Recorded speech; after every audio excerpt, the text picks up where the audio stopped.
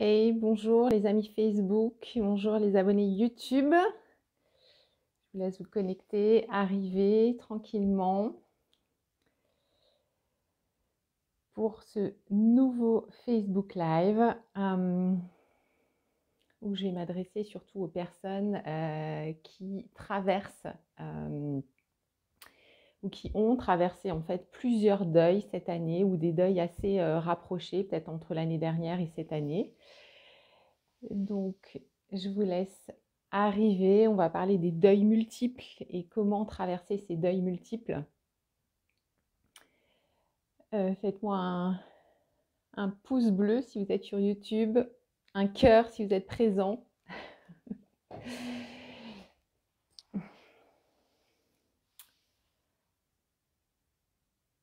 Bonjour à toutes, à tous, bienvenue. Je vous laisse arriver.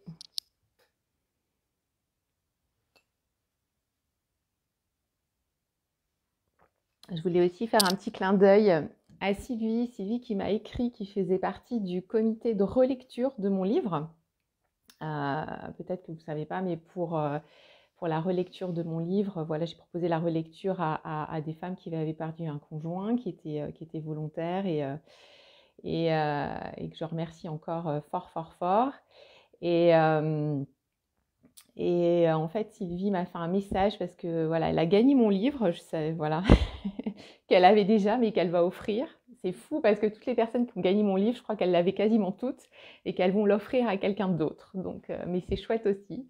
Et Sylvie, elle m'a envoyé elle m'a dit qu'elle avait pratiqué les rituels que je vous ai partagés là ces derniers jours pour mieux passer les fêtes de Noël. Et elle m'a envoyé une photo d'un cœur que ses petits-enfants et ses enfants avaient fait pour son mari. Et voilà, c'était chouette. Donc Sylvie, si je sais que tu me regardes en replay souvent, ben, je t'embrasse bien fort et puis je vais répondre à ton mail que j'ai reçu ce matin. J'ai plein de frissons quand j'ai lu ton mail et quand j'ai vu les photos, c'était vraiment chouette. Bonjour Evelyne, bienvenue.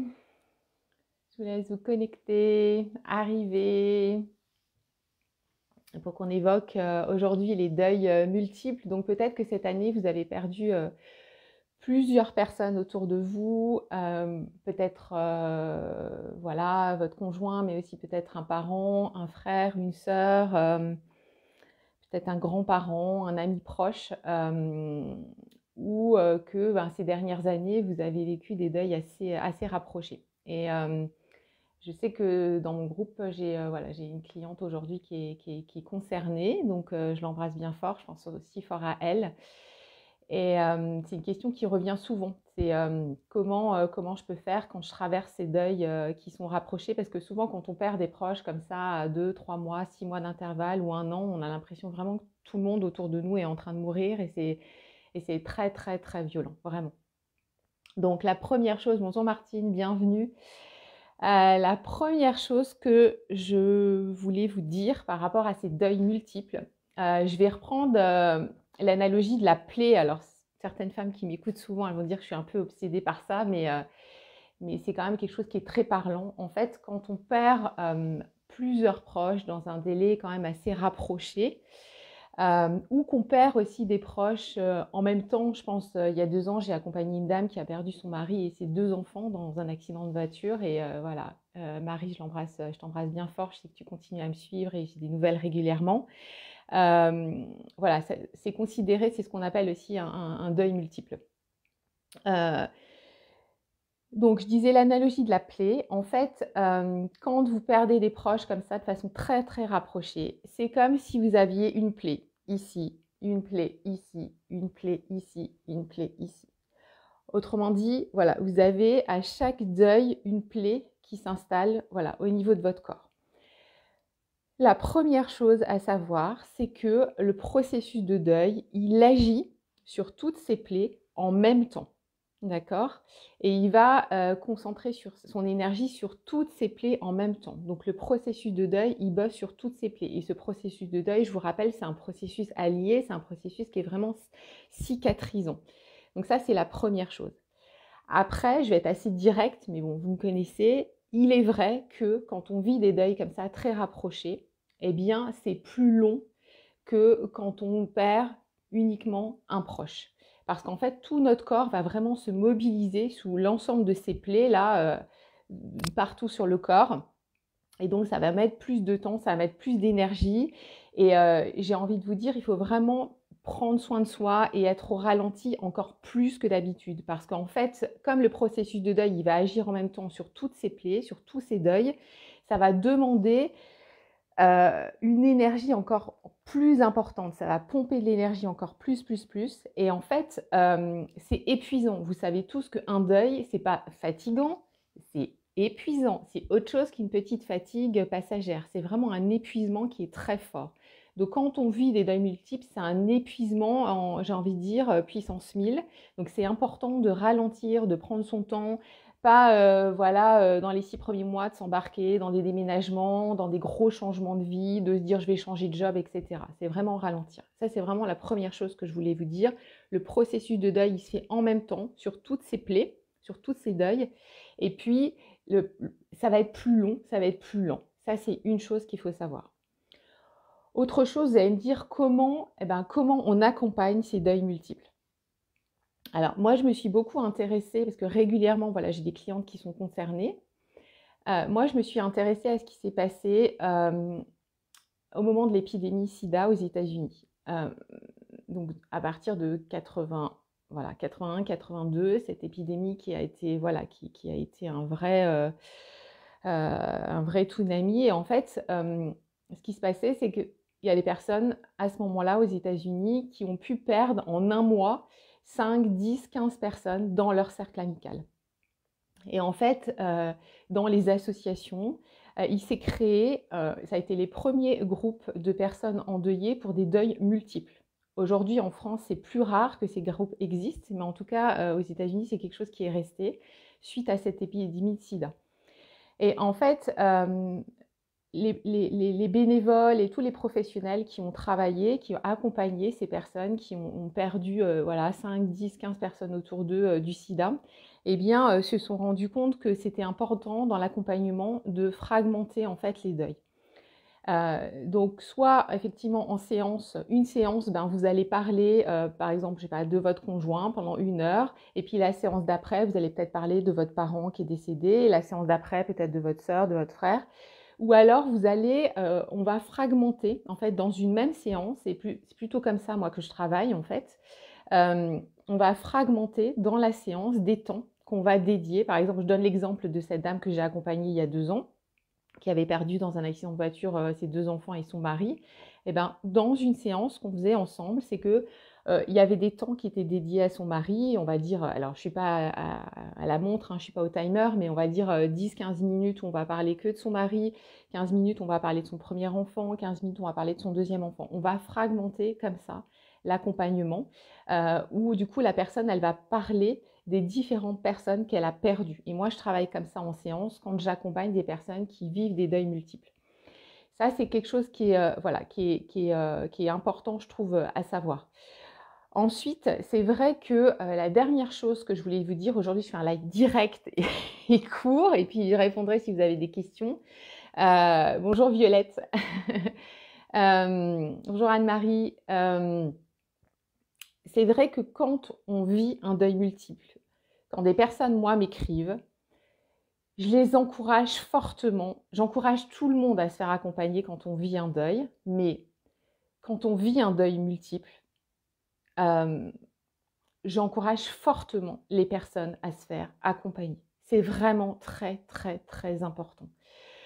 Parce qu'en fait, il y a une espèce d'embouteillage comme ça, émotionnel, tellement fort que seul, c'est pas possible d'avancer. Vraiment. Enfin, c'est pas possible. C'est possible, mais c'est d'une telle violence. Donc moi, j'encourage fortement. Ça ne veut pas dire forcément se faire accompagner par un psy, je leur dis, parce que c'est important de le savoir. Ça peut être par une association avec des bénévoles qui accompagnent sur le deuil. Et si vous ne connaissez pas d'association autour de chez vous, allez sur le site de l'association Empreinte, Empreinte avec un S à la fin. Il y a un annuaire qui reprend par département toutes les associations qui accompagnent sur le deuil. Ou alors vous faire accompagner par des professionnels dont moi je fais partie, enfin peu importe qui, mais c'est pas forcément par un psy. Mais en tout cas, quand on vit un deuil multiple, c'est vraiment important de se faire accompagner. Donc ce que je voulais redire, et les personnes qui viennent d'arriver, vous regarderez le début, mais c'est vraiment que toutes ces cicatrices-là qu'on a un petit peu partout quand on vit des deuils multiples, hein, une cicatrice, c'est une personne qu'on a perdue, enfin une plaie plutôt, avant que ce soit une cicatrice, une plaie. Et bien en fait, ce processus de deuil, il va agir sur toutes les plaies. Deuxième chose, ça va être plus lent, c'est sûr, mais le processus psychique, le processus de cicatrisation, je vous jure, il se fait. Et la troisième chose, c'est vraiment de vous faire aider, de vous faire accompagner. Si vous avez cette année vécu plusieurs deuils, vraiment ne restez pas seul vraiment dans votre coin, faites-vous accompagner par des professionnels ou par des associations. Parce que c'est vraiment voilà, très violent et au niveau émotionnel, c'est très fort et on peut se dire mais moi, qu'est-ce que je vais devenir quoi? Tout le monde meurt autour de moi. Il y a un sentiment vraiment comme se noyer, je parle d'embouteillage émotionnel, c'est ce qui est venu, mais c'est exactement ça. Donc, je vous encourage vraiment à le faire. Et si dans vos proches, vous connaissez quelqu'un qui a perdu son conjoint, qui cette année a perdu aussi un parent, un frère, une sœur, ne commencez pas à lui dire oui, bon bah ton parent, ta mère, elle avait 90 ans, c'est normal, c'était dans l'ordre des choses.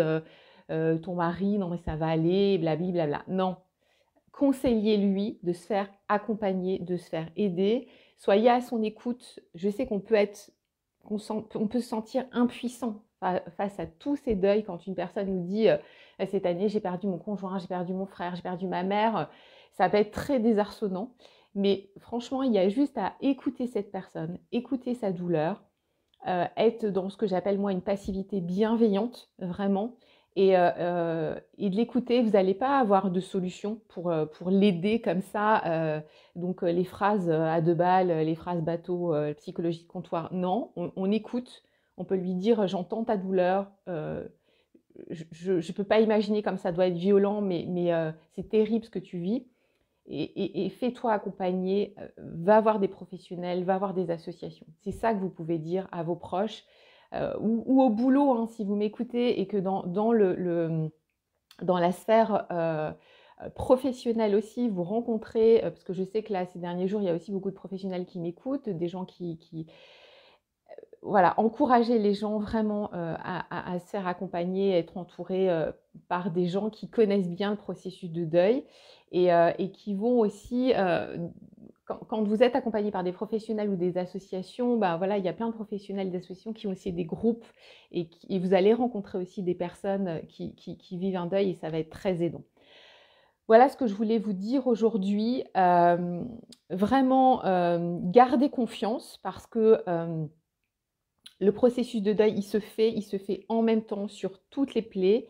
Et même si c'est plus lent et c'est plus long, ça c'est une réalité, je ne vais pas vous la faire à l'envers, le processus de cicatrisation, il se fait et vous n'allez pas être dans toute votre vie dans ces vagues émotionnelles hyper fortes. Donc j'ai envie de vous dire vraiment, allez-y tranquillou, prenez soin de vous, gardez confiance que les choses se font et allez déposer toutes ces émotions auprès de professionnels, auprès de groupes, parce qu'il faut que ce soit exprimé, il faut que ce soit partagé. Et je le rappelle, je le dis et je le dis, tout ce qui n'est pas exprimé, ben, ça s'imprime.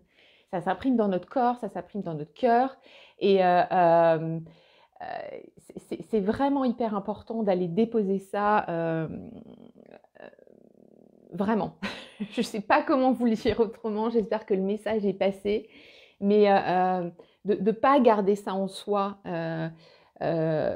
voilà, et encore une fois, d'aller demander de l'aide. Je le redis, et c'est pas un signe de faiblesse, vraiment.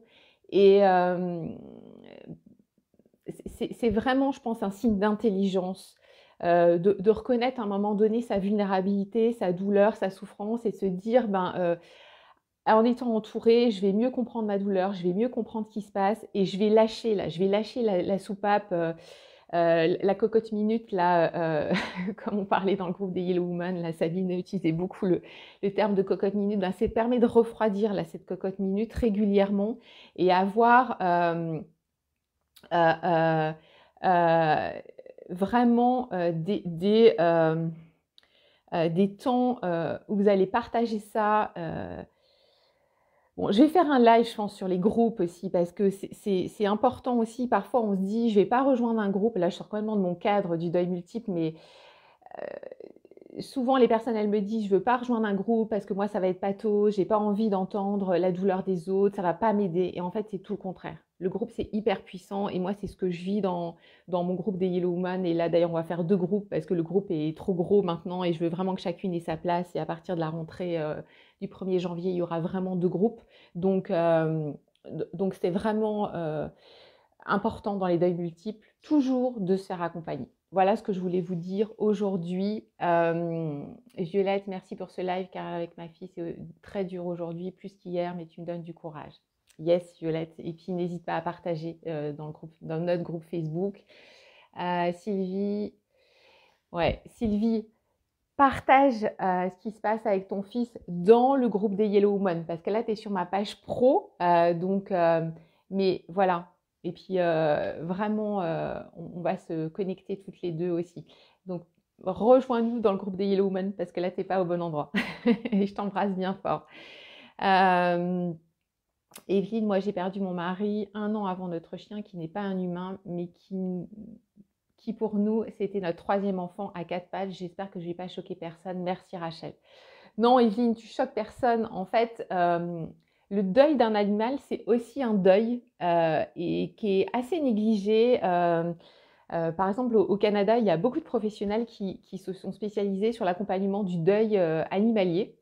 Et c'est intéressant aussi d'en parler, Evelyne. C'est vrai que quand on perd un animal de compagnie, il y a aussi un processus de deuil qui se déclenche, exactement comme quand on perd un être humain. Et c'est vrai que c'est pas toujours entendu, parce que il peut y avoir effectivement des gens qui vont dire oh, quand même, c'est qu'un chien, etc. Mais quand vous avez partagé votre vie 10 ans, 15 ans, voire 20 ans avec un animal de compagnie, eh bien ce processus de deuil, il s'enclenche aussi. Et à titre personnel, j'ai accompagné un monsieur qui non-voyant, je lui fais un coucou, parce que je sais qu'il m'écoute, et qui avait perdu son chien.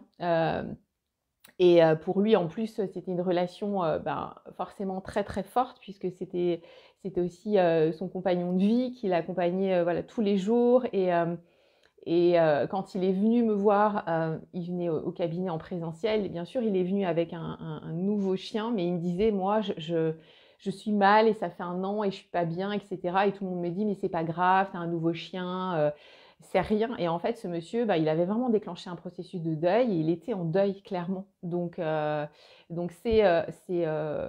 deuil animalier, c'est pas rien non plus. C'est vrai que c'est assez tabou et qu'on en parle peu.